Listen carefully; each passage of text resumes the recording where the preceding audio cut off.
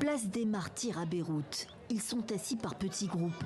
Des bébés dans les bras, quelques sacs. Des familles désorientées parties précipitamment de chez elles dans les quartiers sud samedi, avec l'avertissement d'évacuation de l'armée israélienne peu avant une pluie de missiles dont ils se souviendront toute leur vie. Il n'est plus possible de vivre dans ce pays et je ne sais pas quoi faire. Une nuit dehors, à même le sol, en bord de mer, le long de la corniche. Beaucoup de déplacés syriens.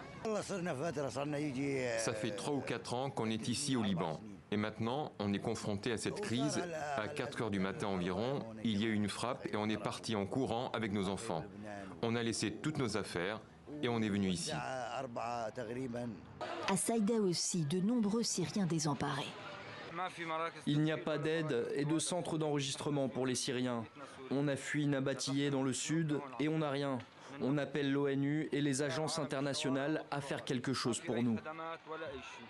Près d'1 million de déplacés au Liban suite aux frappes israéliennes, affirment les autorités libanaises. Il y a 778 abris et 118 000 personnes enregistrées vendredi soir à qui nous fournissons des produits de première nécessité. Pour eux, pas d'abri, pas de travail, pas de nourriture.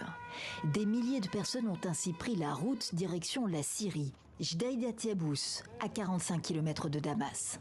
Le Croissant Rouge et l'Agence de l'ONU pour les réfugiés sont présents. Ils distribuent de l'eau. C'est très dur. Il y a des destructions dans le sud, des missiles. On a failli mourir. On revient ici en Syrie. Qu'est-ce qu'on peut faire? On va essayer de retourner dans nos maisons si elles existent encore.